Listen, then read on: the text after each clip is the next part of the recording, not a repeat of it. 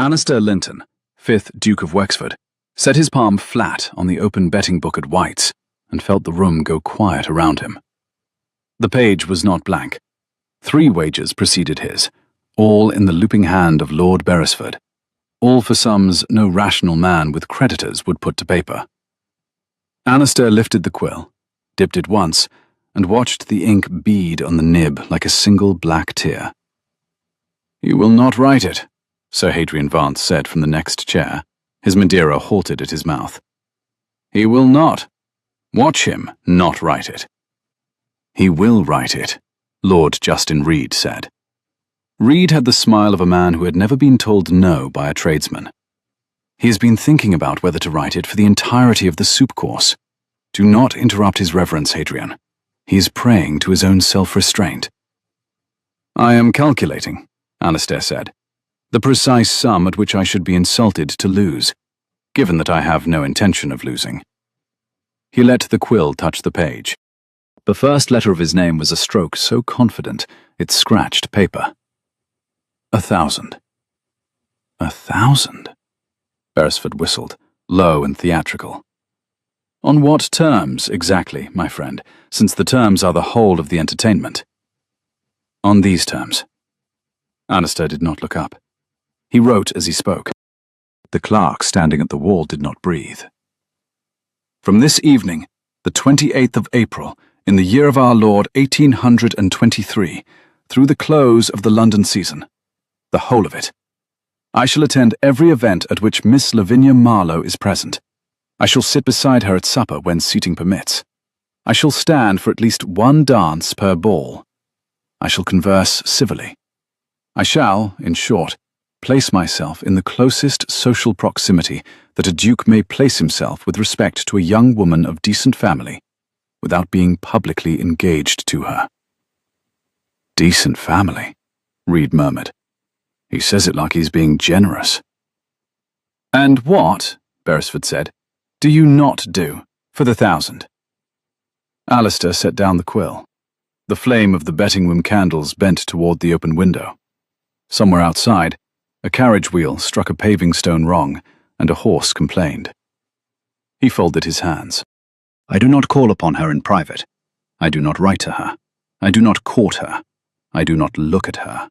And there are 3 witnesses to this clause, gentlemen, who will swear to it in this book if pressed. With anything other than the polite, faintly bored, faintly amused regard which we 4 reserve for the daughters of country gentlemen of whom we know nothing, and for whom we will never feel anything. If I break any of those 4, I lose. If I sustain all 4 through the last ball of June, I win. £1,000 from each of you, settled at Almack's, 2 days after the Queen's drawing room closes the season." "You are mad," Hadrian said, not unkindly. "She is the loveliest creature to enter this town in 3 years. Lady Hester would not have brought her if she were not. Every man between the ages of 19 and 40 will be at her elbow within a fortnight." "Which is the point of the wager, Hadrian?" Alistair signed his name. He blotted it. He closed the book. "I cannot demonstrate restraint where there is nothing to restrain. I require a subject. The lovelier she is, the more decisive the demonstration." "Demonstration to whom?" Beresford was watching him with the curiosity he usually reserved for promising horses. "We have been your friends since we were boys, Alistair. We have already accepted that you are made of granite. To whom are you proving anything?" The Duke pulled on his gloves. They were grey kid, very fine, and he tugged each finger to its full length with the air of a man who would shortly leave a place he did not particularly enjoy. "To myself," he said. He did not smile. "I have grown bored of being told I am incapable of feeling. I shall therefore set the trap as exhaustively as a man can set it. If I do not fall, which I shall not, I shall have proved the matter for good. If I do fall, which I shall not, I shall pay you each £1,000 and marry her in St. James's at the end of June, and we shall consider it a course of moral education for which I was very expensively prepared. Good evening, gentlemen." He went out into the soft April wet of the street, The lamps were just coming up. He had told them only 3 of the 4 reasons he wrote in that book, and only 2 of those reasons were true. The 4th reason, the unspoken one, the one he had not even framed in his own private interior, but which was operating in his chest the entire time he had been writing, was a small image he had carried since the previous evening at his mother's drawing room. His mother had been describing, in the slow, oblique way she described matters of consequence, the arrival in town of one Miss Lavinia Marlowe, a goddaughter of Hester Pembroke's, brought down from Kent for what was generally being represented as a season, but appeared, on closer inquiry, to be a season under unusual conditions.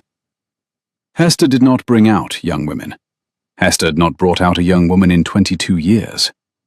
Hester also did not give small dinners for 4 bachelors at a time without a purpose. And the Dowager had 3 theories about what Hester's purpose might be, and the third of the 3 had made the Duke set down his glass. He had walked from his mother's house in Berkeley Square to White's that evening through Hyde Park rather than along Piccadilly. It was a longer route by 10 minutes. The gravel had been wet under his boots. He had passed a charwoman lighting the area railings of a house in Park Lane and had nodded to her as he went by. He had thought, on that gravel, about 3 matters in sequence. About his father's last evening at Brooks's 22 years ago. About the entry in the betting book at Brooks's, which his father had signed 2 days before. And about the precise quality of his own self-restraint, which had been the only inheritance his mother had wanted him to have. He had arrived at White's at 20 minutes past 9. He had eaten his soup. He had heard Beresford make a remark in the smoking room about a young woman lately arrived from Kent. He had decided, in the space of 1 breath, what he was about to do. He had walked into the betting room. The rest, he had let his hand do.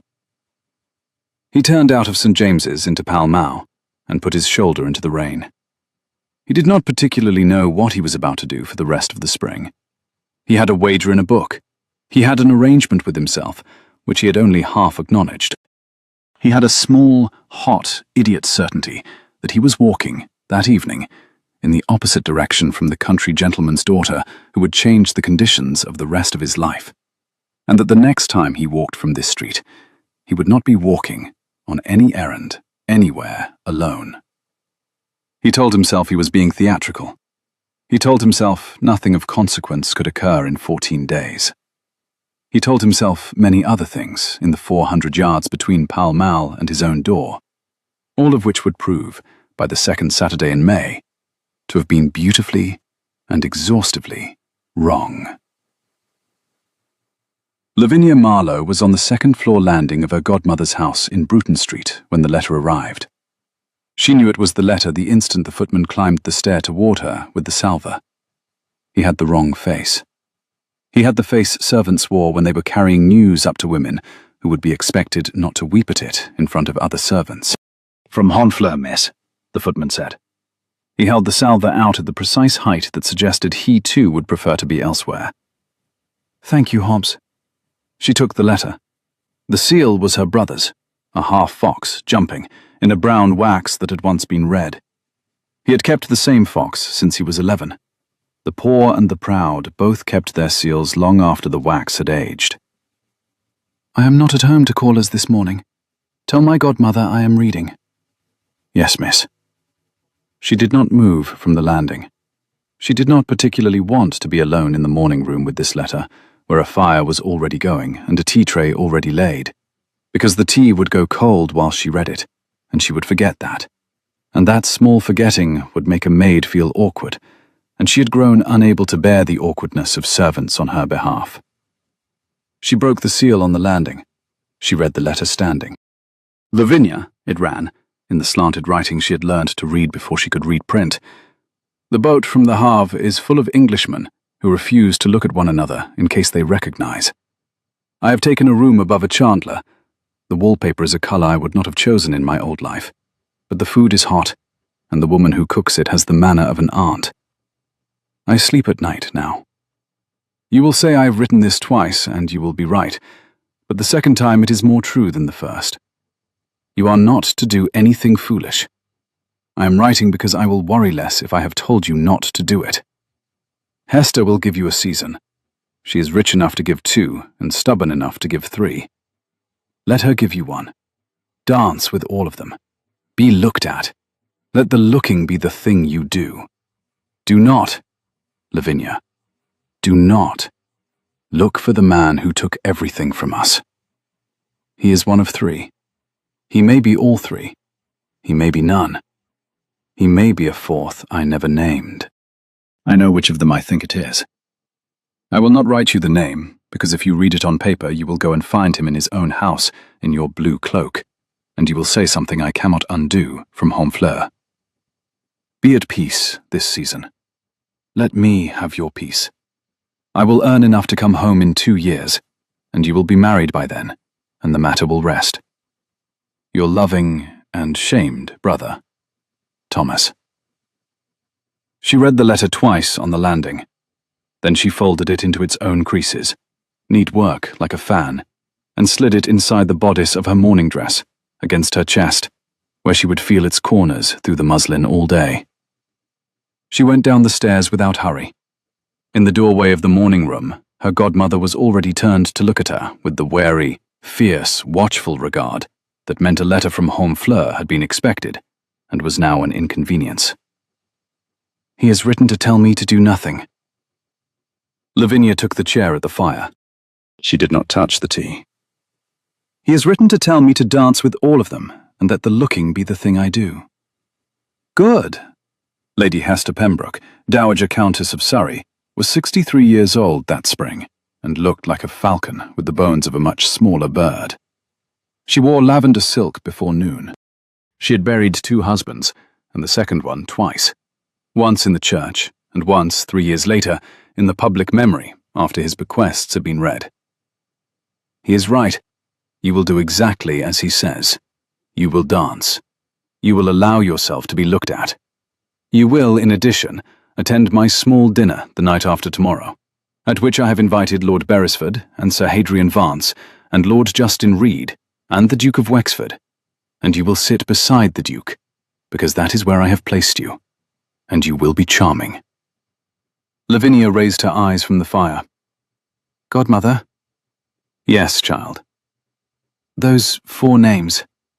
Yes. 3 of those 4 were at Brooks's the night Thomas... Yes. Lady Hester picked up her tea. She drank it without looking at her goddaughter. It is why I invited them. It is also why I invited the Duke. 3 of them were there, and one of them, Wexford, was not. And the absence interests me as much as the presence. 3 of them played, and one of them is the only man in London who has never set foot in Brooks's, which strikes me as either the most virtuous abstinence in the West End, or the most useful. We are going to determine which. We. Hester set down her cup. You did not come to me to dance, child. I know that. I knew it when you wrote me from Kent in February and asked, in a letter that contained no questions about gowns, whether I would have you. You came to find out which of 3 men ruined your brother. I am 63. I have nothing left to do that is amusing. I am going to help you, and we are going to do it without your brother knowing, and we are going to do it by being seen with the 4 of them so often that one of them slips. Drink your tea. Lavinia did not move toward the tea. She looked at her godmother and felt, for the first time since the boat had pushed off from Dover with her brother on it 3 months ago, a sensation she could not at once name. A tightening, as if a strap inside her chest had finally found its buckle. They will think we are husband hunting. Wonderful. Hester's mouth curved. She lifted her cup again. Let them. Husband hunters are never suspected of anything else. The small dinner at Lady Hester's was for 10, which, in Bruton Street, meant the dining room was so full of candlelight that one could not at first see the figures of one's neighbours, only their bright spots, a sleeve, a buckle, a shoulder, a face. Lavinia took her seat at the Duke's right, and did not look at him for a full minute. She had decided in the carriage, on the way down from her room, that she would not look at him until she had heard him speak twice. Hester had told her, very calmly, that he was the most reserved man in England, and that his face, when one finally saw it, would do half her work for her, if she could only delay the first sight. He spoke, however, after only 30 seconds. He said, to her in particular, and not to the room, "Miss Marlowe, I am told by your godmother that I am to be charmed by you this evening. I shall do my best to bear up." She did look at him then. He was looking straight ahead at his soup. His profile was unkind to him in the candlelight, sharp at the jaw, the brow shadowed, the mouth a line. The width of his shoulders inside the dark coat was such that the chair seemed to be his, rather than the house's. His hand on the spoon was broader than she had pictured. The knuckle of the index finger had been broken once, badly, and set well. There was a scholar's ink stain at the cuff of his shirt. Blue. "My godmother told me," Lavinia said, "that you were the most reserved man in England, and that I was not to take it personally if you did not speak." "Then she has lied to you," Wexford said. "I have just spoken twice. You should now distrust her on every other particular." "On every particular except the seating arrangement," Lavinia said. "That she got exactly right." He looked at her. The candle behind her shoulder threw light into his eyes for the first time, and she found them grey. Not the cool grey she had been bracing for, but the grey of slate in rain, with the green showing where it had been wet. He held the look for as long as a polite man would hold it at a dinner table on a first acquaintance. Then he set down his spoon. "You are not what I was led to expect," he said. "Should I apologize?" "Not in the least. I'm very tired of what I am led to expect. What did your godmother tell you about the gentleman on the other side of the table?" Lavinia did not turn her head. She had memorized them in the drawing room before they came in. Beresford, on Lady Hester's right, blonde and beautifully arranged, the kind of man whose tailor had a religious purpose. Vance, opposite, with a sword scar across the bridge of his nose he had received at 21 in Belgium, and never grown out of being proud of.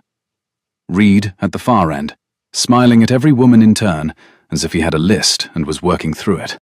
"She told me," Lavinia said, "that Lord Beresford has the best seat on a horse of any man in town.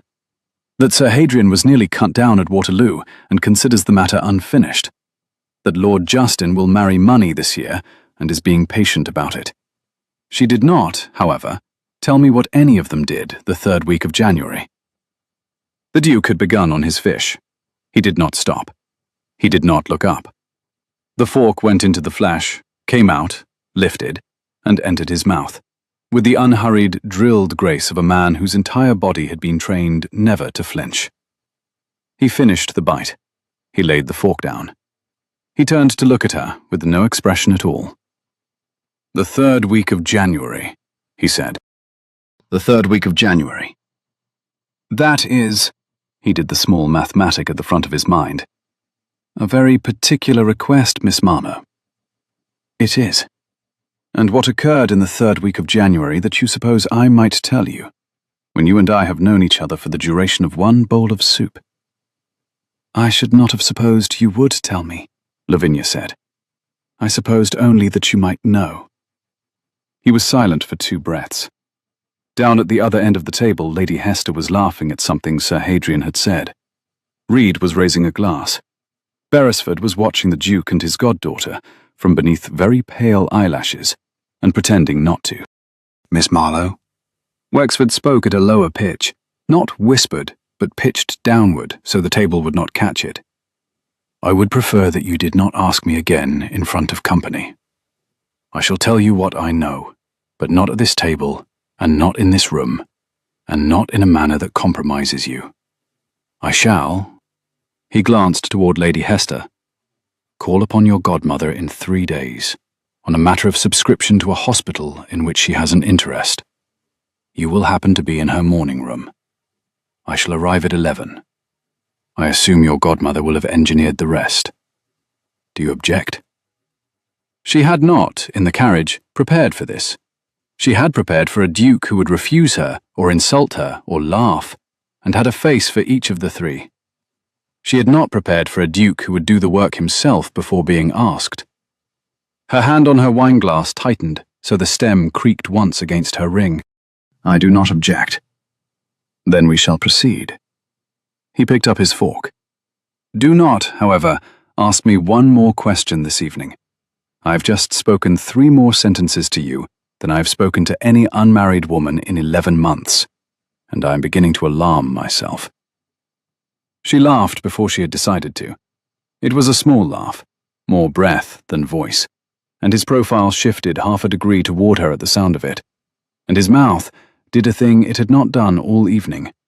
Corners up, very briefly, and then closed again at once before anyone else in the room could read it. 3 seats down, Lord Beresford raised his glass in their general direction.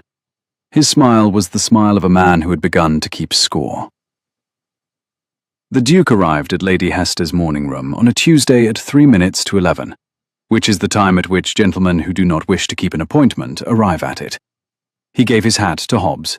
He gave his card. He went into the room without his greatcoat, because the spring had turned in 3 days from cold to warm, and Bruton Street smelled like wet grass for the first time that year. Lady Hester was conveniently absent. She had taken her woman and gone to look at a bonnet 2 streets over, in such a way that 2 streets meant exactly far enough to be unable to chaperone for 1 hour, and her absence had been engineered with such a thinness of pretense that even Hobbs, when he showed the Duke in, had looked at the empty drawing-room chair with a particular small lift of the eyebrow that suggested his employer had not always required this much engineering from him. Lavinia was at the window with a sheaf of papers. The papers were the household accounts. She was holding them in the way one holds papers one is not actually reading. One finger had been on the same line for some minutes. She turned at the sound of his step. "Your Grace." "Miss Marlowe. Sit, if you would." "I shall not stay long." He did not sit. He went to the fire and turned his back to it, the way countrymen do, palms behind him, taking the heat into the small of his back. "I had to choose, between Saturday and now, whether I would come at all. I have decided that I will. I shall tell you what I know about the 3rd week of January. I shall tell it once. You will not write it down. You will not repeat it in this house or any other. You will, after I have told it, sit very still and consider what you mean to do with it, and you will not do anything until you have spoken to me again. Are those terms acceptable?" She set down the papers. "They are." "Very well." The Duke looked into the fire over his own shoulder for a moment, then back at her. The slate grey was very still. "On the night of Thursday the 17th of January, in a private room at Brooks's club, your brother lost £28,000 to 3 gentlemen. I was not present. I do not gamble at Brooks's. I do not gamble at all, except in matters where I am the only stake. I do, however, have a man, a very quiet, very well-paid man, whose business it is to know who lost what to whom on every night of the calendar. By Friday morning, I had the names of the 3. By Saturday, I had a copy of the scorebook. By the following Wednesday, I had the deposition of the steward who served the room, and had heard certain phrases used while the play was in progress." He paused. He looked at his boots. "Your brother was cheated, Miss Marlowe. He was cheated by a system that had been worked between 2 of those 3 gentlemen since the November previous. The 3rd did not know. The 3rd lost a small amount of his own at the same table to keep up appearances. I do not know which 3rd. The deposition of the steward names 2. The 3rd is implied, but not named. I have been sitting on this information since the 3rd of February, in the hope that one of the 3 would do something stupid enough to make the matter public, without my having to bring it forward, because I do not relish being the man who turns king's evidence on his own friends. I have not, in 3 months, seen the stupidity I require. That is what I know." She did not move. Her hand was at the corner of the chair back, gripping it. She had not been aware of going to the chair back. The fox of her brother's seal pressed its bent shape against her sternum through the fold of her bodice. "Why?" she said. "Why what? Why did you have a man whose business it is to know who lost what to whom?" The Duke looked at her properly then. The grey was very steady. Because my father, when he was a younger man than I am now, also lost a great deal of money to 3 friends in a private room. He did not survive what came after the loss. I have known, since I was 13, that men do this to each other, and that the only protection a man like me has is to know which men, and to know early. I do not enjoy the work. I have nevertheless done it. She sat. She had not realized she had been on her feet. She sat in the chair the Duke had told her to sit in some minutes ago. He watched her sit. He did not move from the fire. "You will not," she said. "Tell me their names." "I will not. Not yet.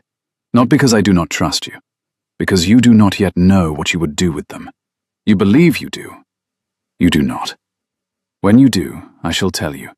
On the morning of the day you have decided to act. Not before." "That is very arrogant of you." "It is. I have been told so all my life. It is also correct." She wanted to be angry with him for that. She found that she could not quite manage it. The information he had given her, even without names, was more than she had had at any moment since Thomas had come into her father's library in late January, with his face white and his cravat already loosened. The Duke had done a thing she had not asked him to do, and could not have asked him to do, because she had not, until that minute, known to ask. She put her hand to her bodice and pressed her brother's letter flat against her ribs, as though to confirm it was still there. "Your Grace." "Yes?" "Why are you telling me any of this?" The Duke looked into the fire. He looked into it long enough that the spring light from the window changed the shadow under his jaw twice. "Because," he said, "I have made an unwise wager with 3 men, one of whom is one of your 3. I shall not tell you which. I shall not tell you the terms. The wager is not, I now find, a thing I shall sustain unless I can sustain it without harming you. I shall therefore sustain it in your direction, by harming you as little as I am able. Which means giving you, without your asking, what I have, today, so that whatever follows between us this season is at least built on this much truth, and not on less. Good morning, Miss Marlowe. I shall see you on Friday at the Pembroke Ball, where I shall stand for one dance, and from which I shall otherwise keep my distance. Do not look for more than that. I am, in many respects, exactly the man your godmother described. Only, the seating arrangement was correct." He went out before she had assembled the question. She heard Hobbs in the hall. She heard the door. She heard a carriage that was not his start up in the next street. The fire popped. It was 3 full minutes before she discovered that she was, for the first time in 3 months, smiling. Hyde Park, at the fashionable hour on the following Wednesday, was a slow river of horses and barouches, under a sky which the season was unwilling to commit to. The cherry on the long avenue was open at the tip, closed in the leaf, in the precise state of half-decision which described the entire month of May in London. Lavinia rode behind her godmother, on a quiet bay her godmother had borrowed for her from a cousin, and arranged her face for the work of the afternoon. The work was simple. She was to ride at the Duke's elbow for as much of the hour as he permitted. She was to allow Lord Beresford to ride at hers, on the other side, whenever Beresford chose to do so.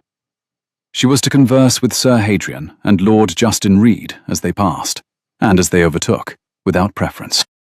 She was to watch which of the 3 could be made to refer, in even the smallest aside, to the 3rd week of January. She was, throughout this, to give every appearance of a young woman in her first season, who was happy to be looked at, and being looked at by everyone. She rode well. Her father had put her on horses at 6. She knew, without thinking about it, how to take a rein in 2 fingers and let her seat do the rest. She knew, also, how to lift her chin precisely enough that the cherry blossoms showed against her dark auburn hair without seeming to be staged. She had, at one moment, the strong sensation of being in costume for a play, in which she was the only player who knew the lines. Beresford arrived first. He drew up on a chestnut, nearly as gold as his hair. He had the seat Lady Hester had promised, and he knew it. His coat was the colour of weak tea, and very plain, which on him meant very expensive. Miss Marlowe, you ride. I do, Lord Beresford. Hester did not warn us. She does not warn anyone of anything as a matter of policy. Then I am about to be schooled by your bay before the avenue is out. You will not. He is a coward. He has been told there are biscuits at the end of this, and he will not gallop until he has had them. Beresford laughed. He had a real laugh, surprisingly low for so blonde a face, and the laugh was the first thing about him that she could imagine liking. He fell in at her left. The Duke had not yet appeared. She knew where he was. She could feel him 3 lengths behind her, on a horse she had heard pass somewhere near the gate, and she set her shoulders into the not turning toward him with the discipline of a woman who has decided to be looked at only when she has decided.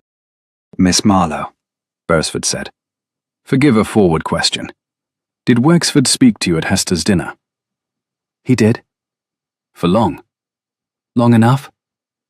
He has spoken to no woman for longer than 3 sentences in 7 years. I am being instructive, not impertinent. I have known him since he was 9. He chose me in our first term at school by walking up to me on the cricket green and informing me that I bowled with my elbow bent and would never take a wicket above a club level. He was correct. I have loved him ever since for the freedom of being told. And you tell me this, Lavinia said, because I should like you to be aware, Beresford said, that he is the rarest sort of man in London.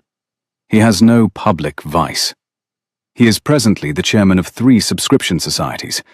He attends Sunday services in Berkeley Square at 8 in the morning, so as not to be looked at by anyone who matters. He pays his tradesmen in the same week he employs them. He is, in short, what I should call, without irony, a good man. And good men, Miss Marlowe, when they begin to feel a thing, are slower to recover from it than the rest of us. She turned her face to him then, not too quickly. And why, Lord Beresford, would you tell a young woman of 14 days' acquaintance that the Duke of Wexford is slow to recover from feelings he is unlikely to develop? He met her eye. He was, she allowed herself the thought, professionally, like a buyer at a horse fair, handsome. The blue of his eyes was pale and very direct, and not unfriendly. Because there is a wager in the book at White's, he said, and I would prefer that you, of the 2 parties, were not the one who lost it. She did not let her face change. She kept her hands soft on the rein. She watched her bay's ears. There is a wager. There is. On me. In a manner of speaking, not against you. Around you. And the terms? The terms are that the Duke shall sit at your elbow at every event of the season, dance with you, sup beside you, converse with you, while caring for you precisely as much as he cares for any other young woman of decent family, which is to say, not at all. £1,000 from each of us if he sustains it, 1,000 to him from each of us. He proposed the terms. He wrote them in the book. He has, so far, conducted himself precisely as agreed. Lavinia's bay set down its hoof on a paving stone and stumbled. She steadied it without effort. She did not look at Beresford.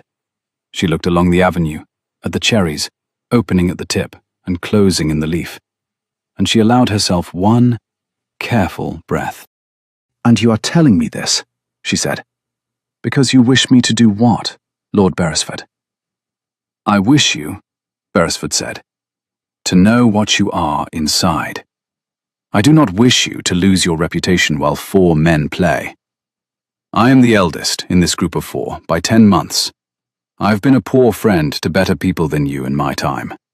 I am attempting on this one occasion to be a better one. She turned her bay then. She let it walk on.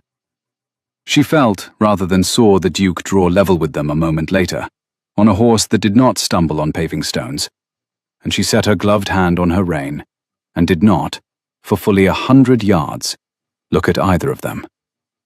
Miss Marlowe, the Duke said. Your Grace, I trust your godmother as well. She is at home. She is reading a book of sermons because she has decided that sermons amuse her this week. Then I shall arrange to send her an additional volume. She will read it. She reads anything sent by a duke. She says it is the cheapest education of her old age." He did not laugh. He never quite laughed. The corner of his mouth did the thing it had done at the dinner table, briefly, and then closed. Beresford fell back 2 lengths, the way men do when they have completed a duty they are not proud of, and Lavinia rode on at the Duke's elbow, under a sky that had not yet committed to anything, with a piece of information sitting in her chest beside her brother's letter, and a decision already forming, which she did not yet have the words for, but which had to do with a wager and a fortnight, and a man who had given her the truth about her brother, on the same morning he had agreed in writing to feel nothing. She did not, for the next 50 yards, trust herself to speak. The Duke did not require her to. He rode beside her in his perfectly even seat, and did not, by the smallest motion of his shoulders, ask anything of her at all. It was, she discovered, the first thing about him that frightened her. She had grown up, in her father's untidy Kentish library, on a particular kind of reading. Her father had been a man of mathematical interests and erratic temper, and the books he had owned ran in 2 streams: the long arithmetical correspondences of his European colleagues, in 3 languages, none of which Lavinia could read with full fluency, and the small green volumes of the previous century's moralists, which he had inherited from his own father and had never opened, and which Lavinia had opened by the dozen in the long afternoons of her 16th and 17th years. From those volumes, she had learned the names of all the human postures it was possible to assume in front of another person, the postures of supplication, of contempt, of restraint, of indifference, of self-conscious modesty, of feigned forgetfulness. And she had learned to recognize, on the faces of those around her, the small mechanical adjustments by which an interior was made to declare an exterior. It was an unkind education for a country gentleman's daughter. It had been, in the present spring, the only useful one.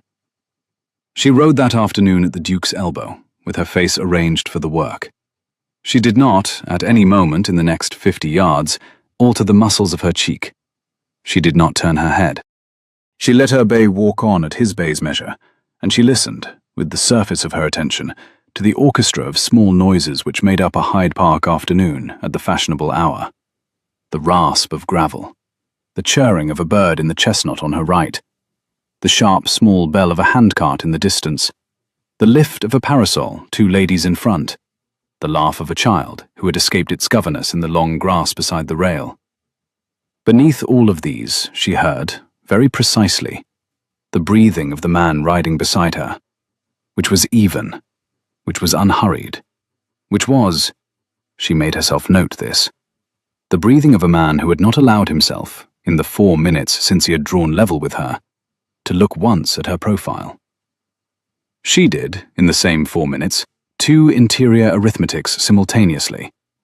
The first was, she had been told a wager existed. The second was, the wager could not survive an evening like this, without one of its parties altering, and the only party with anything to lose, on the present accounting, was herself. She had to decide, before she next dismounted, whether she wished to be the party who altered the arrangement first. She did not, on that 50 yards, decide. She rode on. She watched the cherry on the avenue showing its pink at the tip and its hard, small leaves below.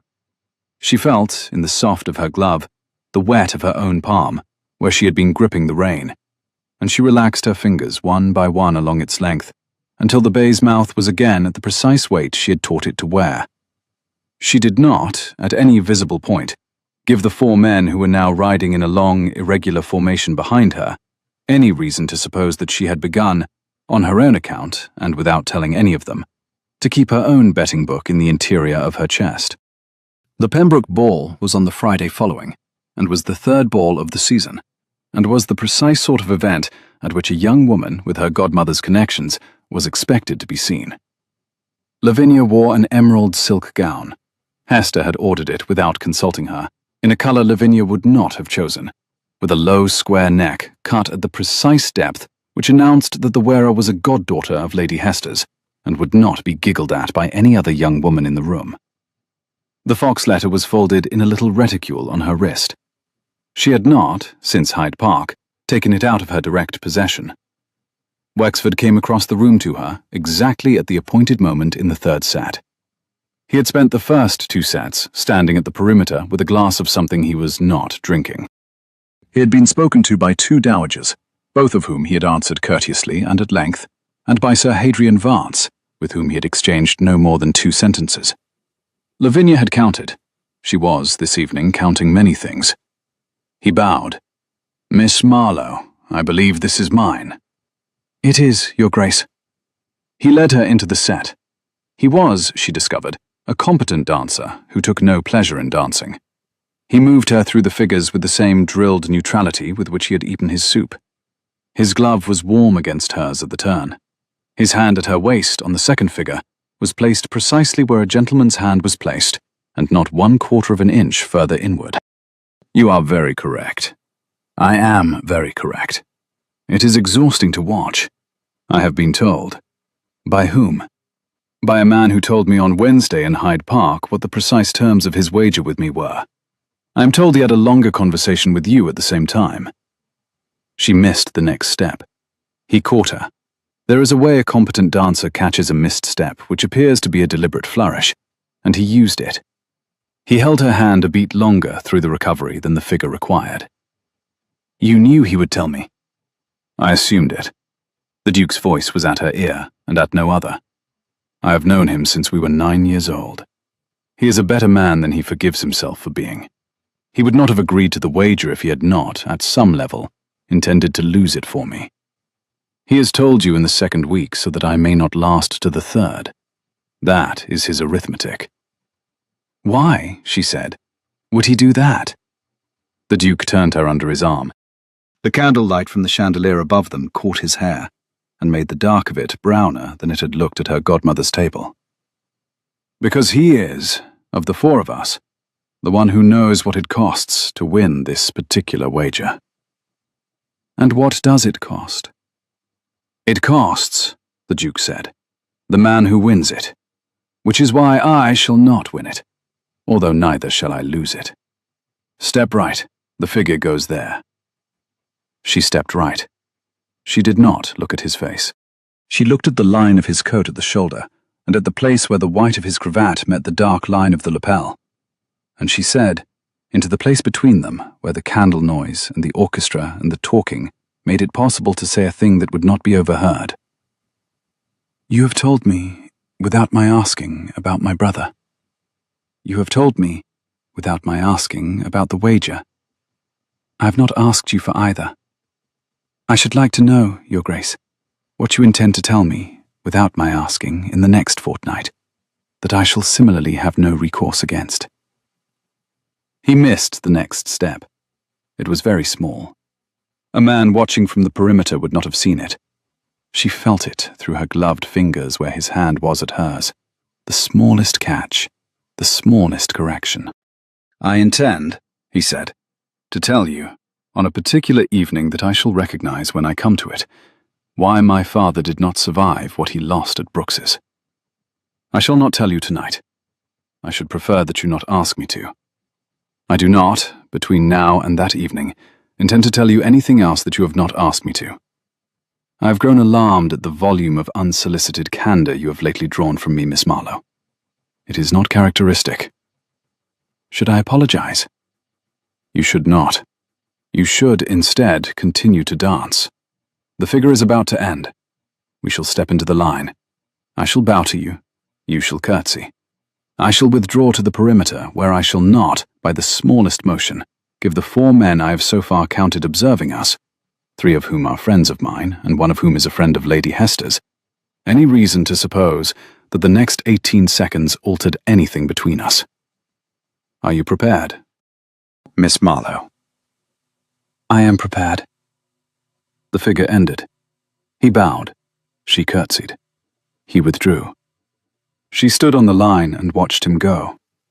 She watched him take up his position on the perimeter and accept a fresh glass from a footman, and incline his head, with grave indifference, towards Sir Hadrian Vance, who had been observing them from the other side of the room, with a look she was now able to identify as a man counting days.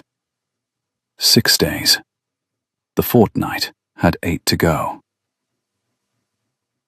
The bookshop in Piccadilly was, Hester said, the only one in London at which one could be guaranteed not to encounter anyone whose conversation one would regret. Hester had taken to her bed with what she called the spring vapours, which were, in practice, the exhaustion of a 63-year-old woman who had attended a ball, a breakfast, and a literary morning in 3 consecutive 24-hour periods, and had sent Lavinia out with only her maid and her godmother's coachman, and the explicit instruction to walk in Piccadilly, look bored, and let the bookshop know we are still alive. Lavinia stood at the window of Hatchard's the following Tuesday, with her gloved finger on the spine of a volume of Hume's essays, and was reaching for a slimmer book of poems beside it, when the Duke's voice, behind her left ear, and at the same low pitch he had used at the dinner table, said, "Hume is the wrong book." She did not start. She had heard him come in. She had heard him give his hat to a clerk. Her ears were now arranged to him, which was a fact she would have to deal with later, and she had registered the cadence of his step on the wood floor before he was within 2 yards of her. She did not, however, turn until she had finished closing the volume of Hume. "Your Grace." "Miss Marlowe." He bowed his head, just enough that the clerk at the desk could record the courtesy and forget the rest. "Hume is the wrong book, because he will tell you that everything you believe about your brother's situation could be coherent without a single fact you have presently in evidence. And you do not, at this point in the matter, need to hear that. You are eavesdropping on my reading." "I am reading your shelf. I have been reading your shelf for 40 seconds, which is the duration of time you have spent at it." "And what is the right book, Your Grace?" He reached past her, not touching her, but close enough that the wool of his sleeve passed within an inch of her shoulder, and she felt the heat of the cloth against the bare skin above her elbow, and pulled, from 2 shelves up, a slim volume bound in green leather. He set it on the table. "This." She lifted it. Maria Edgeworth, Tales of Fashionable Life. She had read it at 15. "This is a children's book." "It is not.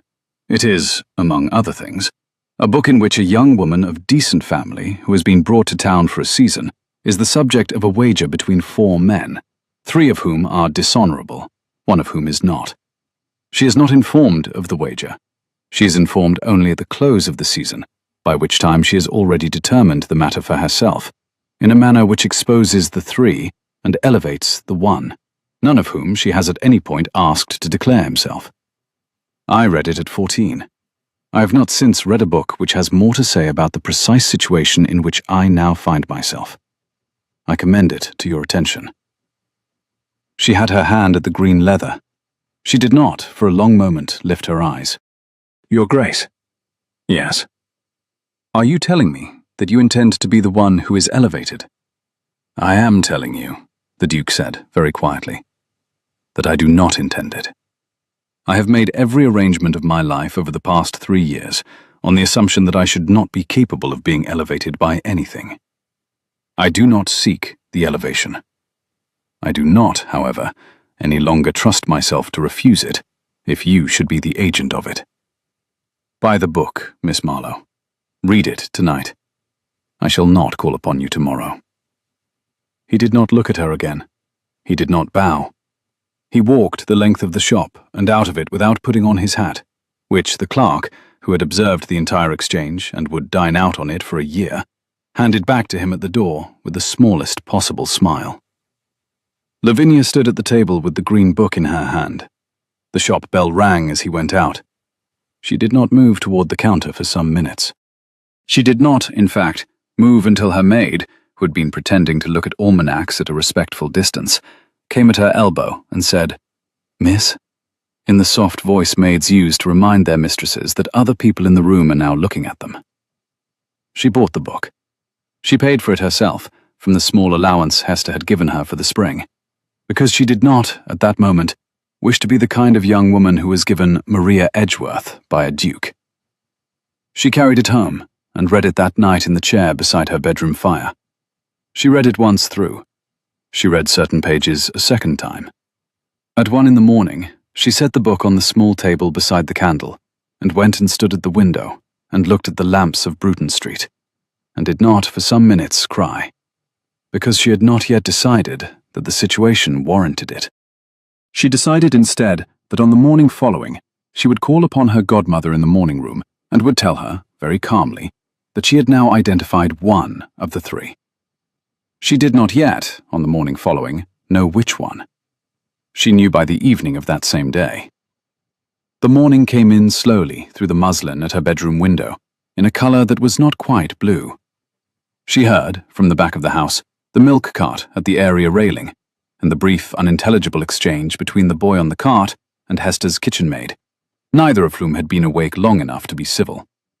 She heard, somewhere on the upper landing, a maid laying coals against a grate which would not, today, require a fire.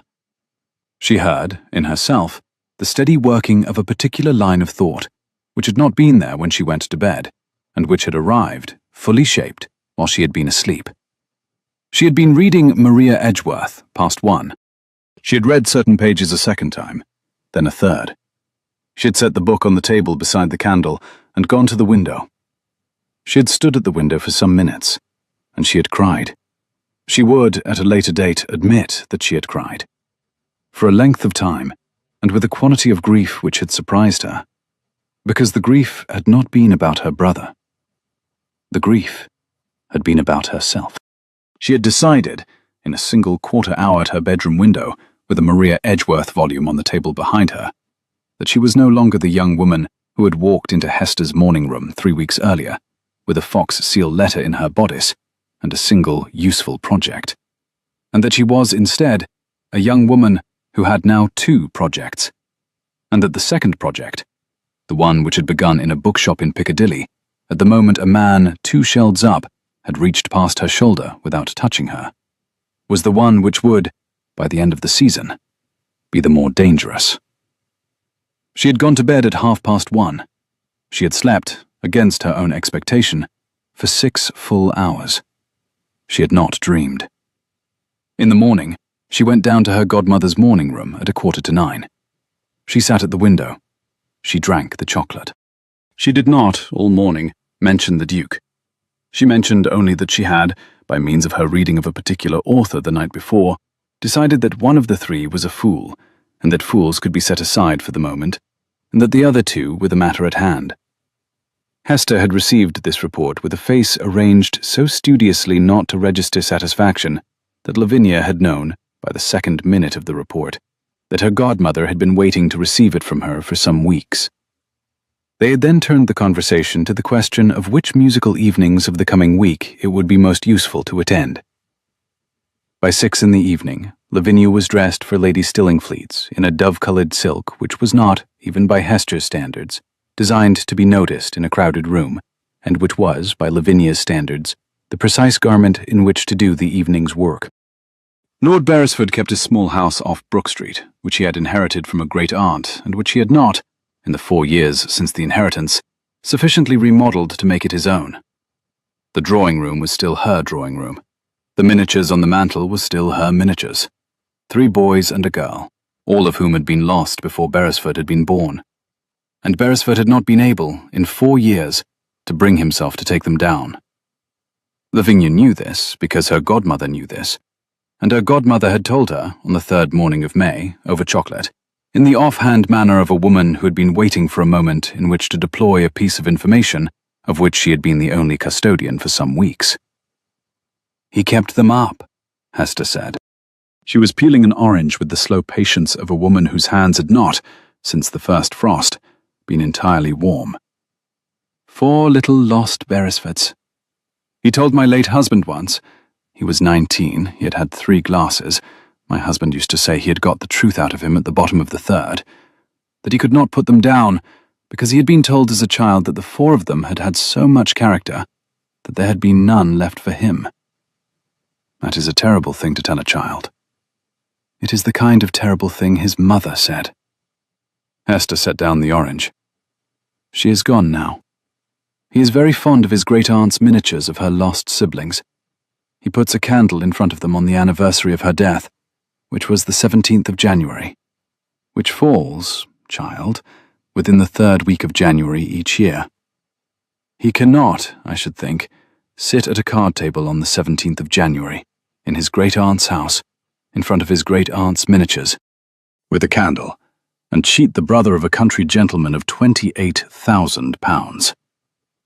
I do not believe a man who lights such a candle is capable of it. I have told you this, because I think you are about to decide that the third of the three, is Lord Beresford. I am telling you to wait. Godmother, wait. Hester picked up her chocolate. I am very old.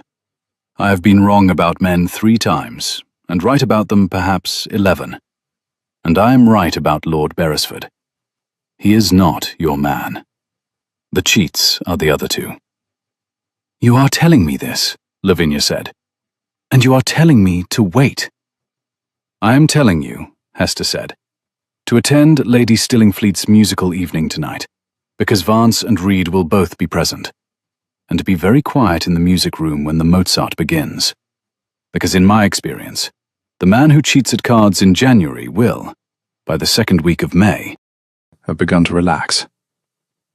The musical evening at Lady Stillingfleet's was a small thing, of 40 people in a long, narrow room with a forte piano at one end.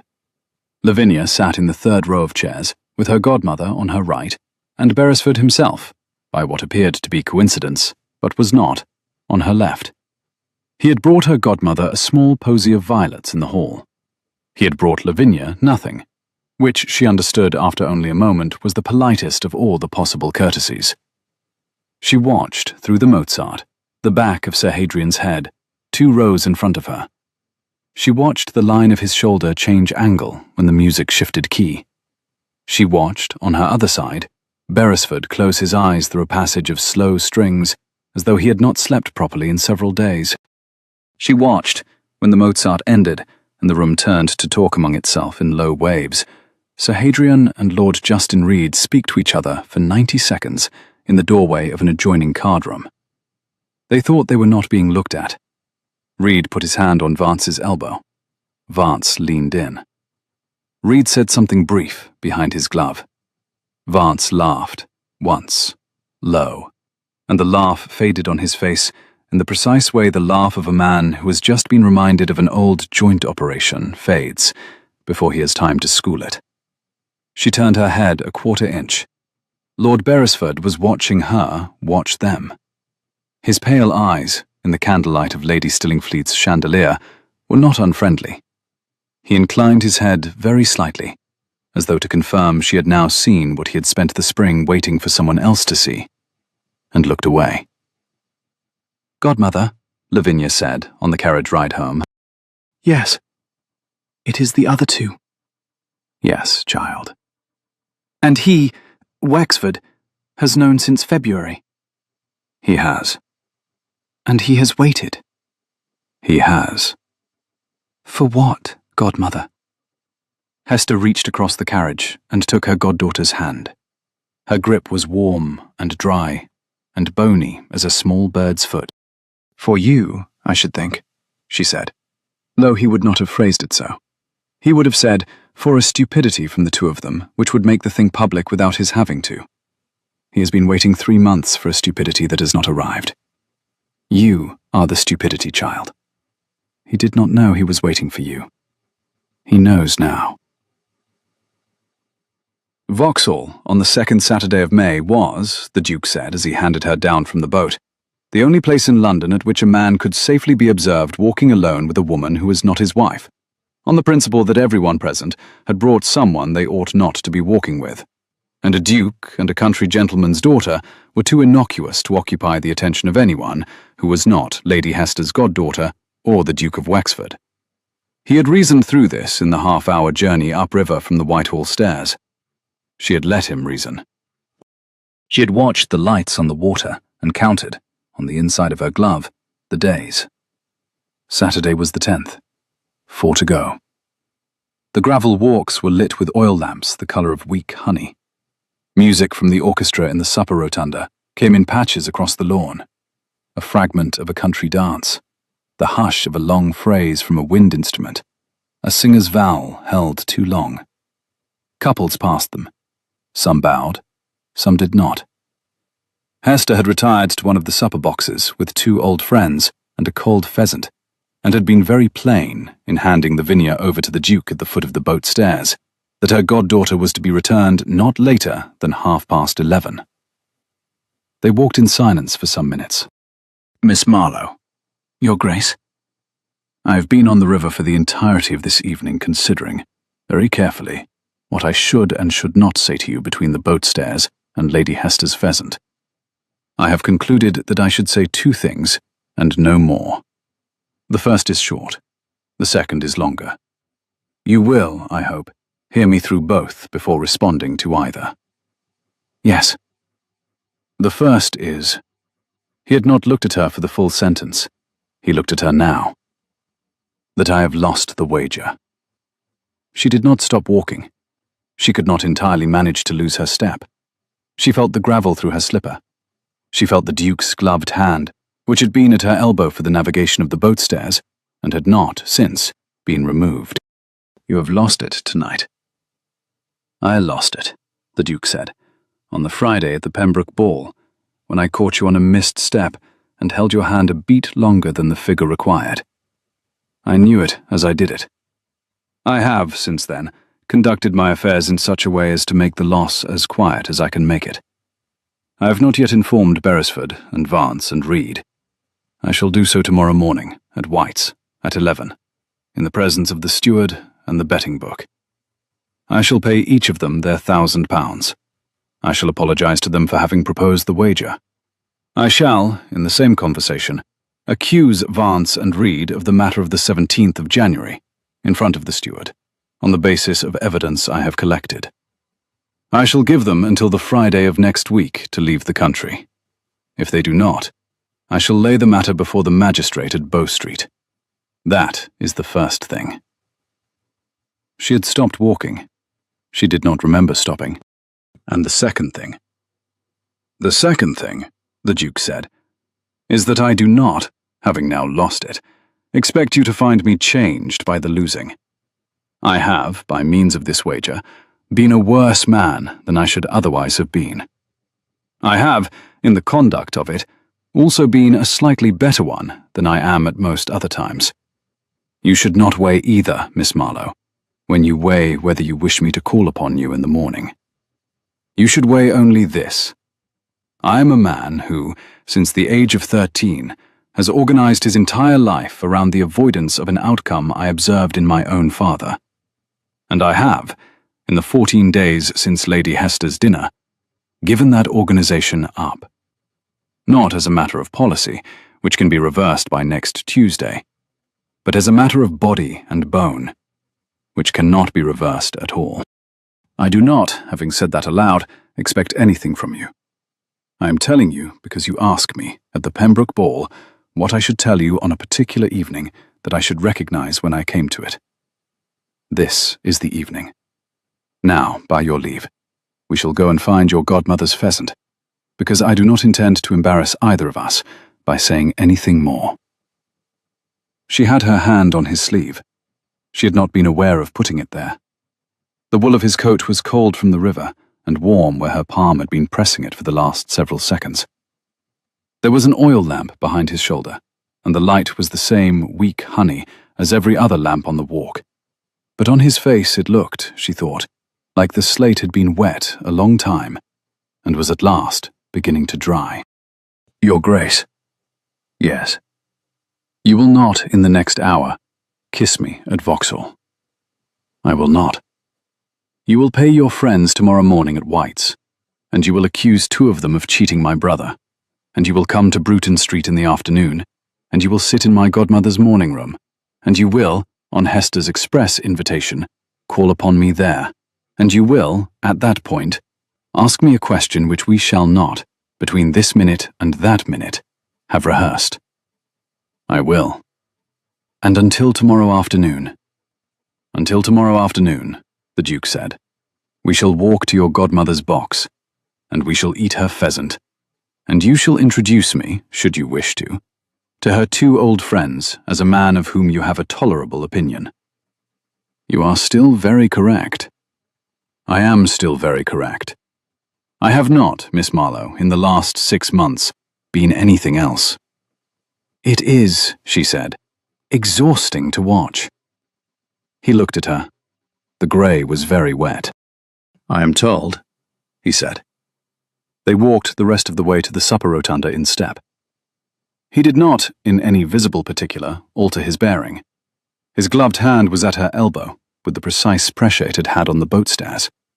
Anyone watching them, and there were perhaps 30 people on the walk who watched, and some who would write of it the following morning to country relatives, would have said, on oath, that the Duke of Wexford had escorted Lady Hester Pembroke's goddaughter from the river to the supper rotunda, in a manner of grave indifference, and that Lady Hester's goddaughter had borne it with the composure of a young woman with a great deal yet to learn about ducal company. In her gloved hand, against his wool sleeve, Lavinia counted, 3 slow times, the bones of his wrist. The supper rotunda at Vauxhall, on a Saturday in the middle of May, was at once the loudest and the most private room in London. The orchestra in the gallery above played without rest. The candles in the great chandelier had been lit and changed twice that evening already, and the supper boxes around the perimeter were screened from one another by trellis work, through which one could see neighbouring boxes only as smudges of dress and waistcoat. Lady Hester had 2 old friends with her, a retired admiral whose hearing was poor, and a clergyman's widow whose hearing was excellent, and the 4 of them, with the Duke, took their seats around a table laid for the famous cold pheasant, and for a syllabub which had been, even Hester acknowledged, the only thing about Vauxhall in 2 decades to remain consistent. The Duke sat opposite Lavinia.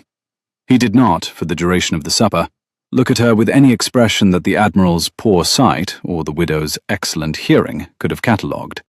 He spoke twice, once to the Admiral on the subject of the prevailing wind at Plymouth, and once to the widow on the question of a charity hospital in the city, of which he was a subscriber, and of which the widow's late husband had been chaplain.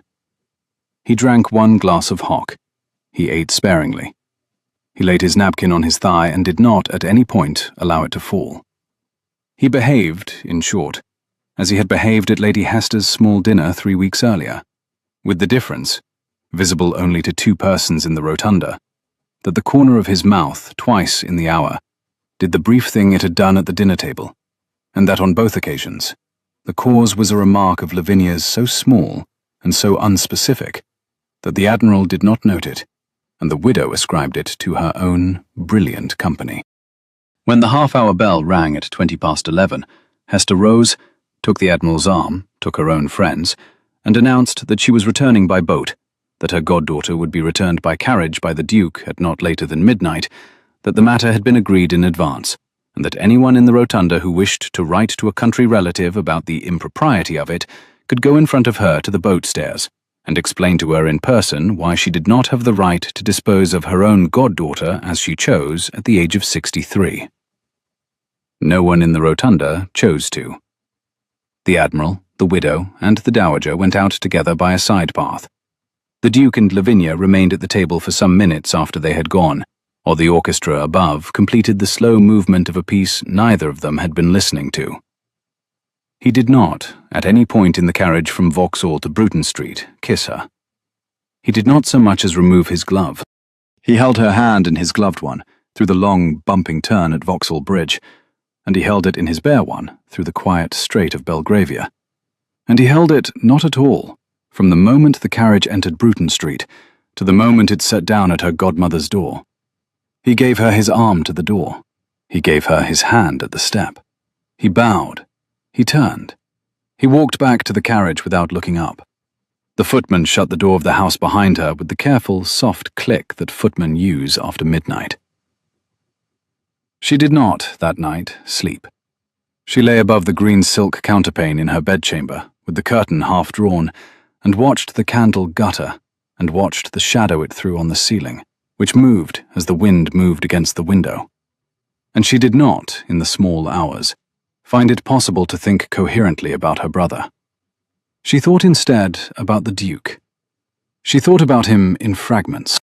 She thought about the ink stain at his cuff at her godmother's dinner table. She thought about his hand on the betting book. She had not seen it, but she could imagine it, broad, the broken knuckle. She thought about him at Hyde Park, riding even, asking nothing. She thought, finally, about the fact that he had told her about the wager only after he had already lost it, which was perhaps the single most precise act of restraint she had ever encountered in another human being. In the morning she went down at 8:30. Hester was already at her chocolate. "Godmother." "Yes?" "He has lost the wager." "Yes, child." "You knew?" "I have known since the Pembroke ball. He was not as careful with the catch as he thought he was. I am 63. I have spent 45 years in the perimeter of ballrooms. I know what a man looks like at the precise instant he has begun to feel something he will not survive feeling. He looked at you across that step, like a man falling from a window." Lavinia sat. She did not move toward the chocolate.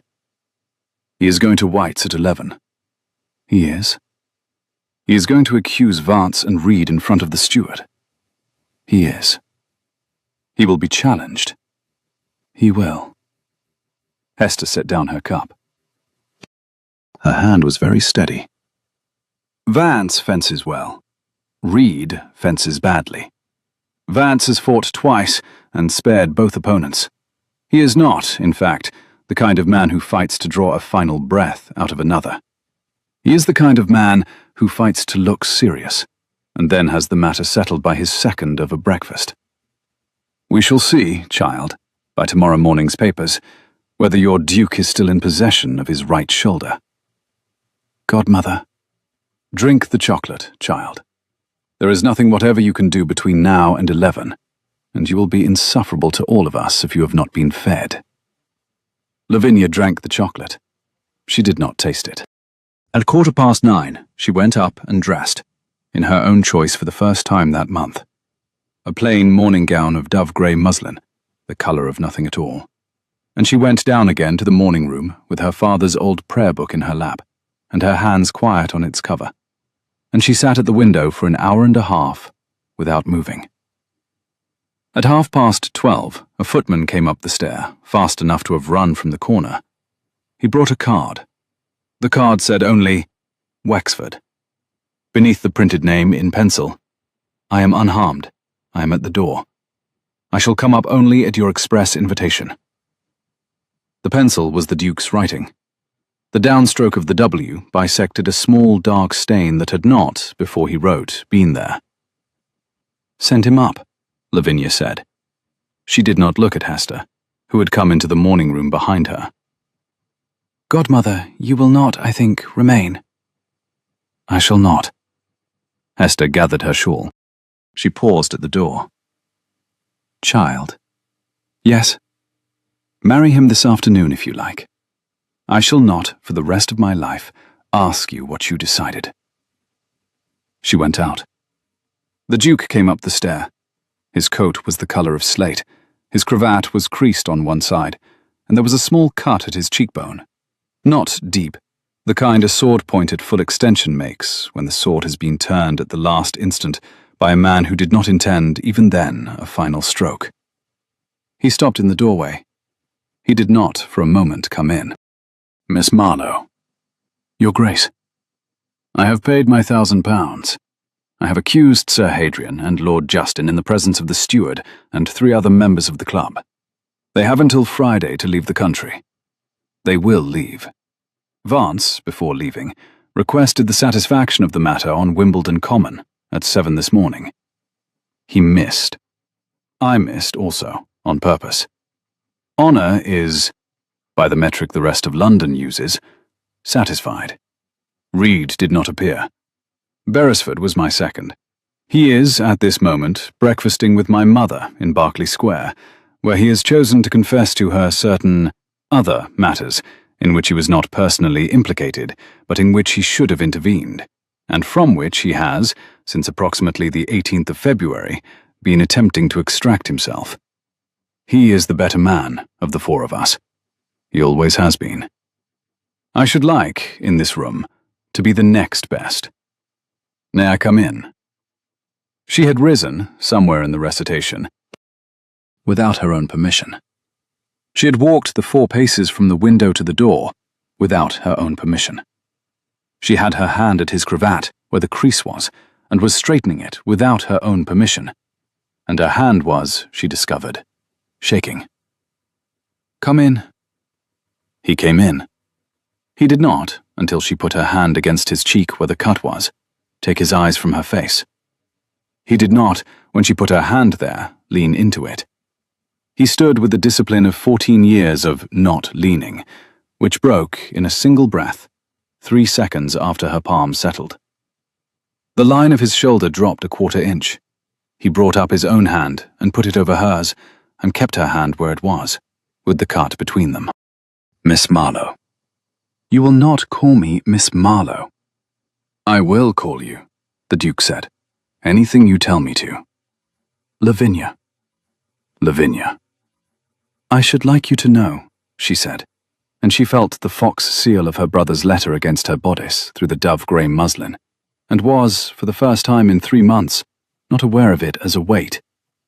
That on the 3rd week of January, when my brother was cheated of £28,000, and ran for the coast, and wrote me from a chandler's room in Honfleur, I made an oath at our father's grave that I should not consider myself a person of any moral standing whatsoever until I had identified the men who had done it.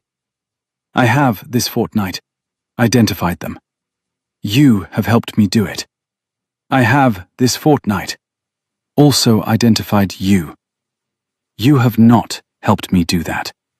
I have done it on my own. Yes. And I have decided, on my own, that I should like to call you Alistair, in this room, before my godmother comes back and is intolerable about it. Alistair, Alistair. He did not kiss her. He had, in the 7 minutes since he had come into the room, become a man for whom not kissing her was the precise opposite of what he had previously not done. He held her hand against the cut at his cheekbone. He looked at her face. He said, at the volume of a man speaking in a confessional, I shall not, until you say to do so, kiss you. I shall, when you say to do so, ask your godmother for permission to address you formally on the question of marriage, in this room, at 6 this evening, with a witness if she requires one. I shall, between this minute and that minute, behave so correctly that even Lady Hester will be obliged to find me dull. Lavinia.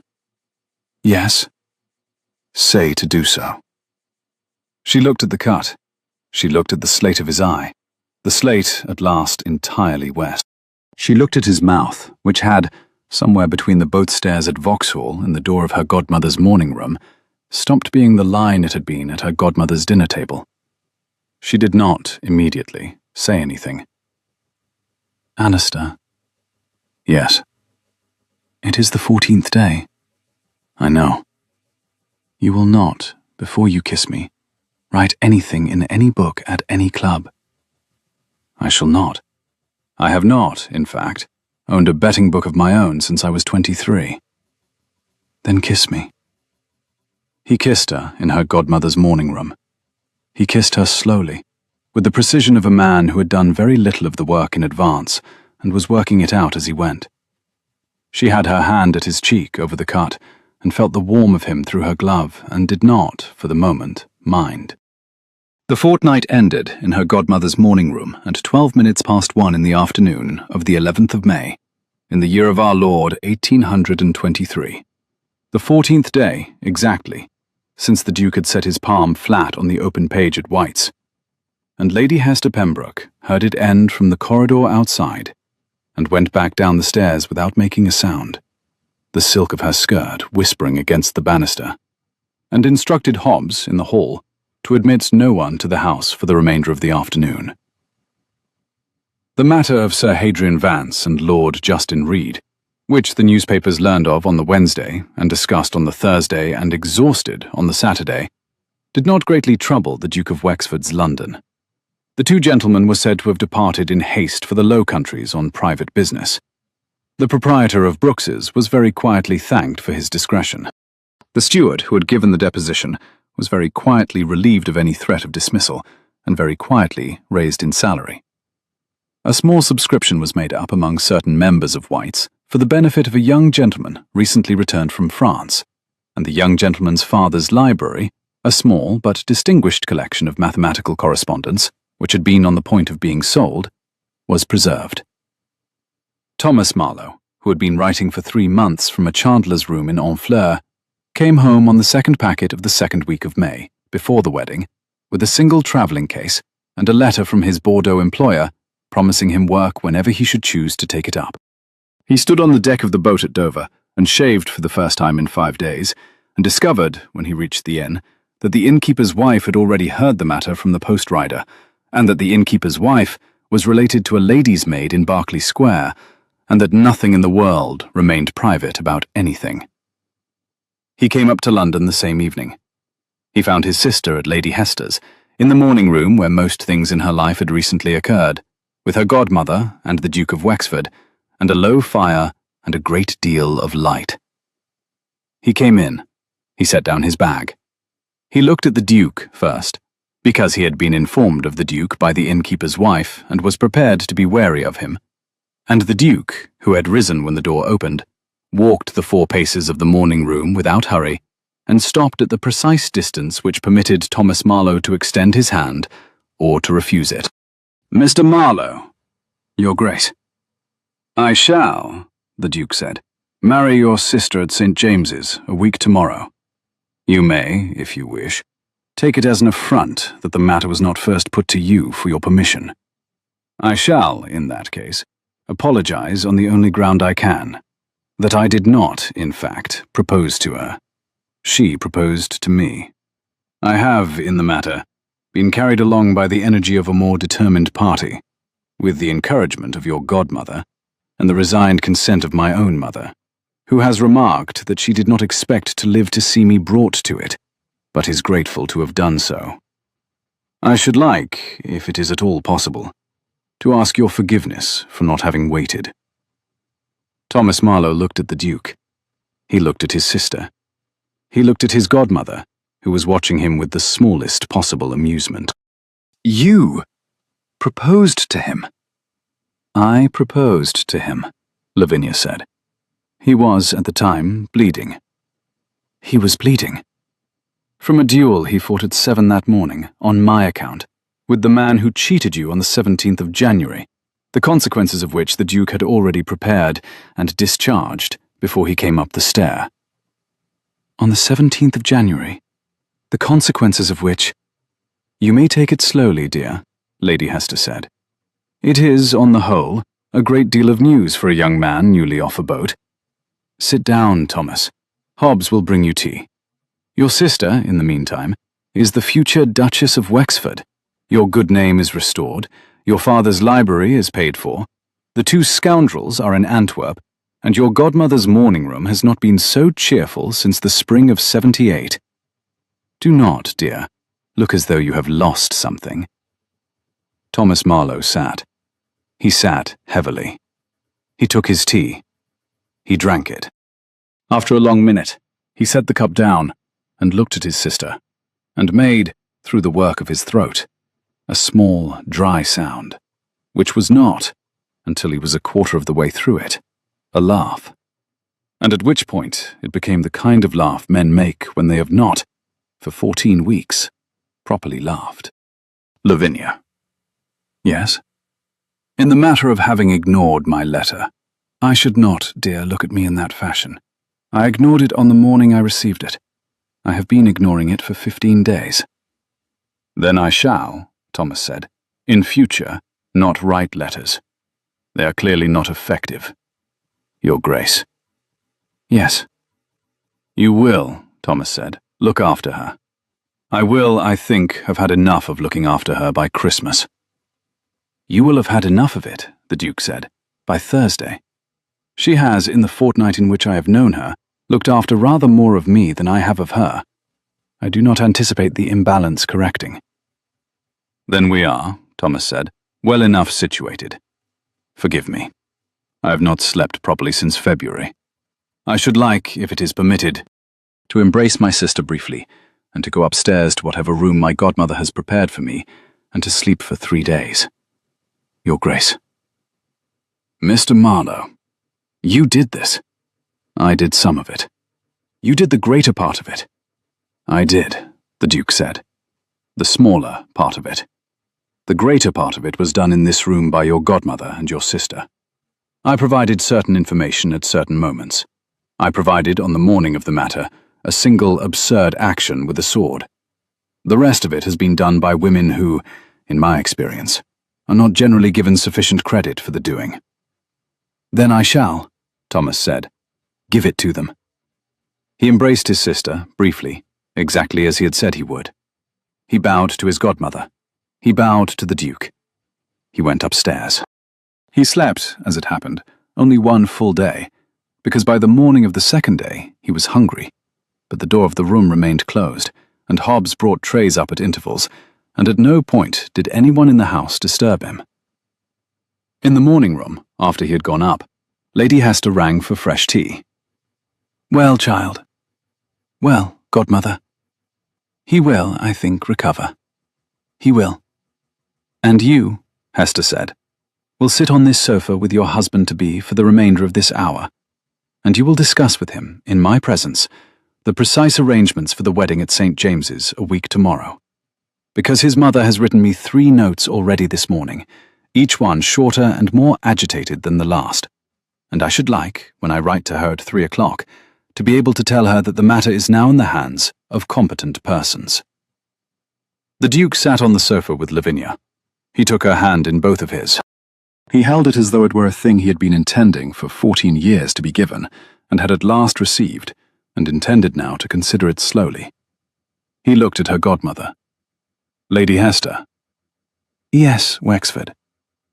I shall, for the remainder of this hour, do exactly as you instruct. You will, Hester said. You will also for the remainder of your life. It is the simplest arrangement, and we shall make of it what we can. Tea, Hobbs, the good Bohea. We have, she said, settling into her chair, earned it. They were married at St. James's at 11 on the morning of the 21st of May, on the last Wednesday of the season, in the presence of the Duke of Wexford's mother, who wore lilac and wept twice, and of Lady Hester Pembroke, who wore lavender and did not, and of Lord Beresford, who stood at the Duke's elbow in the place of Sir Hadrian Vance, and of Thomas Marlowe, who gave his sister away in a coat which had been hastily let out across the shoulders. The bride wore not the emerald silk, and not the dove-grey muslin, but a gown of cream tabby, with a single thread of green at the cuff, which her godmother had ordered for her without asking, and which had been pronounced, on the morning of the wedding, the most perfectly correct dress any goddaughter of Hester Pembroke's had been married in 3 decades. Lavinia carried no flowers.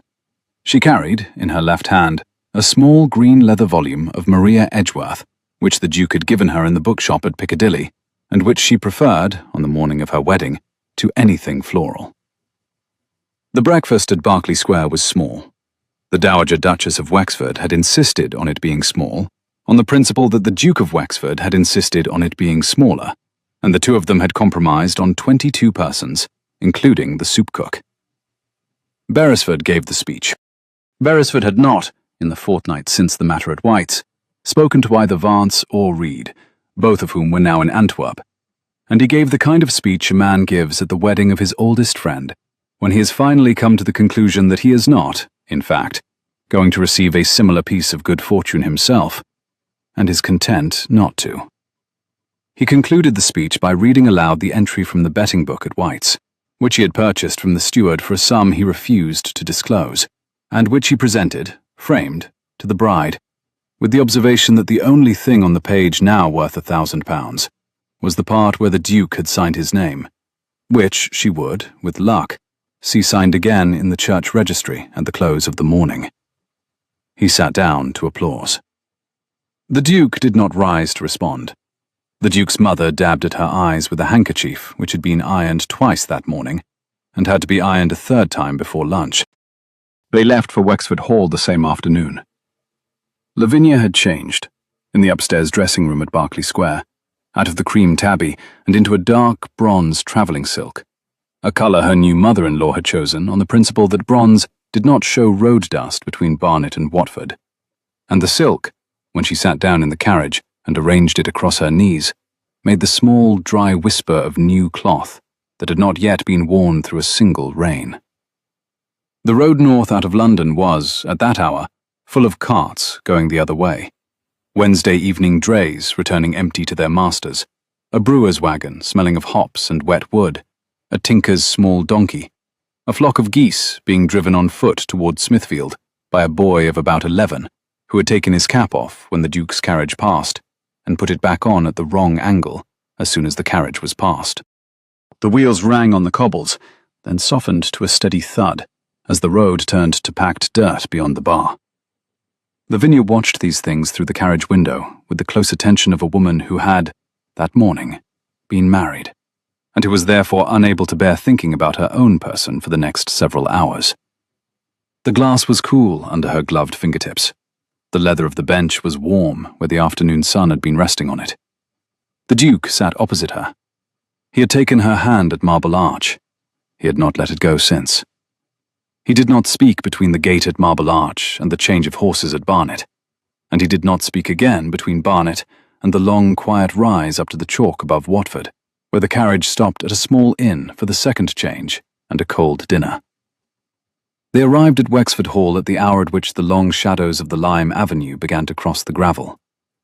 The carriage drew up at the south front. The doors of the house stood open, and there were lamps in the inner hall, and on the steps, the Dowager Duchess's housekeeper, who had ridden ahead by post-chaise that morning to make sure the rooms were as the family liked them, stood with the housekeeper of Wexford Hall, both of them in their best black, both of them with their hands folded in front of them in the precise mirror image of one another. The new Duchess stepped down. She did not lean on her husband. She took the housekeeper's curtsy. She gave her name. She gave her bonnet to a footman. She walked into her own hall in a cream tabby gown which had been ordered without her consent on a Wednesday at the end of May, in a house in which she would, by Michaelmas, have changed approximately 27 small arrangements of furniture and 4 large arrangements of routine, and in which the housekeeper, by the second week of June, would have begun referring to her, entirely behind her back, as Her Grace, in the tone of a woman who had been waiting some years for a duchess who knew her own mind. The first week was very quiet. The Duke did not, until the Tuesday following, go into the estate office. The Duchess did not, until the Friday, write a single letter. They walked, in those days, around the lake at the south of the park. They sat on the bench at the head of the orchard. They read, in the long evenings, in the same room, in 2 armchairs drawn slightly closer to one another each evening than they had been the evening before. They were, by the second week of June, beginning to discover what the rest of their married life was likely to look like. It was, very specifically, what they had each, in their different ways, been preparing for since the second Saturday in May. It is October now, 6 months after the wedding, and 5 months after their arrival at Wexford Hall, and the orchard between the south terrace and the kitchen garden is at the precise point in its year at which it is more apple than leaf. The apples are the small, hard, late kind which keep best in cellars, and which the cook has been swearing at for a fortnight because she has not yet decided whether to bake them or to send half of them down to the village. The Duchess of Wexford, who is still, on most mornings, surprised to be the Duchess of Wexford, and who has decided to remain in this state of surprise indefinitely because she finds it useful, has gone out among the trees in a brown wool wrap with a basket on her hip, ostensibly to taste the apples and decide for the cook, and in practice, to walk for an hour by herself before the post arrives. The post arrives at 10:30. The post, today, contains a letter from Honfleur, though the letter is no longer from Honfleur, but from Bordeaux, from a wine merchant's office, in which her brother is now junior clerk, and the letter is the third in a series of letters which has been arriving every fortnight since June. The post also contains a letter from her godmother. Her godmother's letters are very brief, because her godmother is 63, and writes to her once a fortnight only when there has been a particular item of social news that she could not, in good conscience, withhold. This morning's letter, when Lavinia opens it on the south terrace with a basket of apples beside her and her husband at the other end of the bench with a newspaper, reads in its entirety. Lord Beresford has married a great niece of mine you have not met.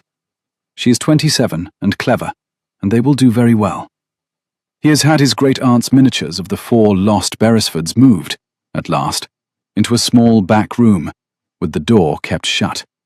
A thing he could not, for 4 years, bring himself to do, and which I think his new wife has accomplished, by the simple expedient of asking him kindly, in the soft voice she keeps for matters of consequence. Vance has come to a poor end, in a tavern in Antwerp, at the hand of a man whose name has not been recorded. Reed is said to have gone to America. I do not, child, regret the loss of either, although I should not put it in a letter you might read aloud at table. The dahlias have done badly this autumn. I am very tired of dahlias. Hester. Lavinia reads the letter twice. She folds it. She puts it into the pocket of the brown wool wrap. The Duke does not look up from the newspaper. He has been reading the same column for several minutes. He has not, in fact, been reading the column. He has been waiting for her to put down the letter so that he can ask, without having to look up, whether her godmother is well. She is well. Good. Beresford has married a great niece I have not met. He told me on Tuesday.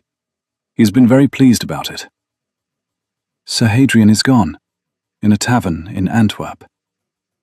The Duke turns the page of the newspaper. He does not look up. Yes, I have known for some weeks.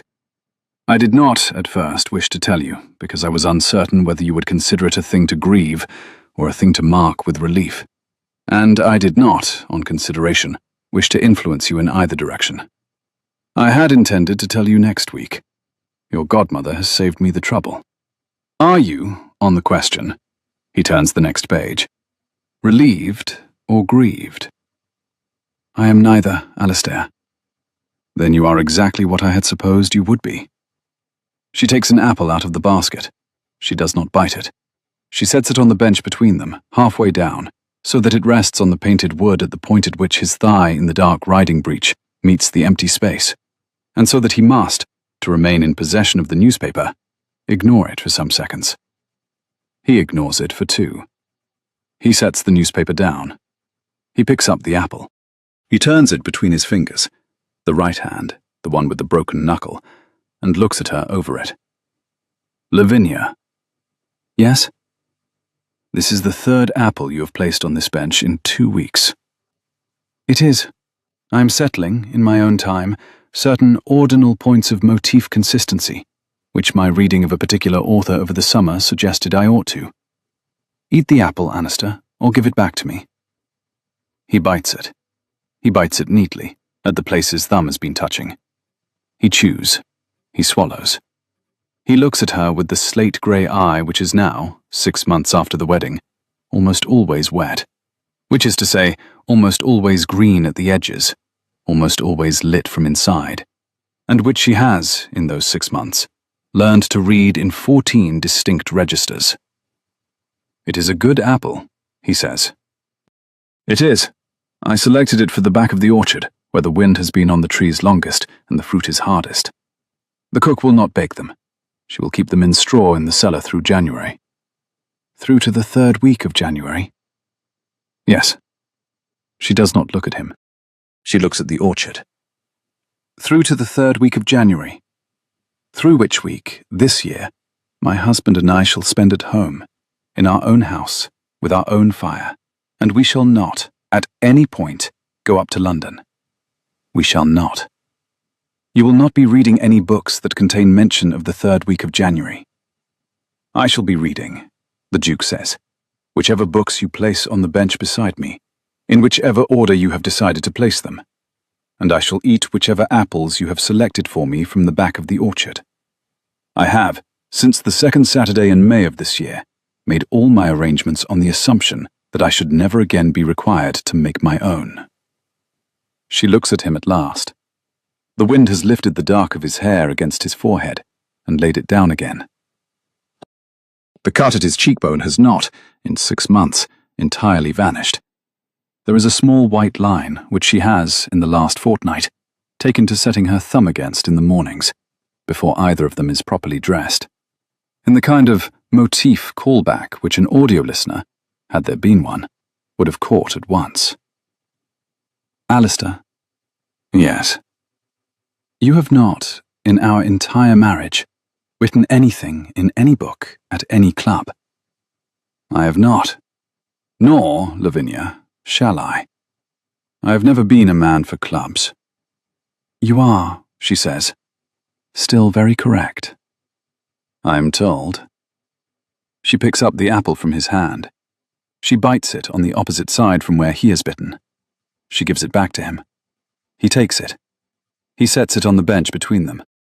They sit on the south terrace at Wexford Hall, in the autumn sun of a country day that has decided, at last, and after a great deal of indecision, that it is autumn, and the wind moves through the orchard, and the small, hard, late apples knock against one another in their leaves, and from the kitchen garden the cook can be heard, in the steady, exhausted voice of a woman who has been making a decision about apples for 14 days, telling her undercook to send the half of them down to the village by the cart at 3. And the Duke, on the bench, leans his shoulder by the precise width of a thumb against his wife's, and is correctly, irreparably, comprehensively at peace. The fortnight, after all, has lasted them 6 months. They both, by now, suspect it will manage rather longer. If you have stayed by the fire with us this far, and you must have to have heard the end of an autumn from a south terrace in Buckinghamshire, you will forgive me one last, quiet observation. Wagers in books at clubs are made by men who do not yet know what they are about to lose. The only kind of man who is safe from such a wager is the man who has already given the thing away, before he wrote his name on the page, and did not know he had. Tell me, in the comments below, the line in this story you should like to hear read once more on a winter night. Subscribe so the next fire is lit when you are ready to sit beside it. Until then, sleep well, and let the candle, if you like, burn a little longer than it ought to.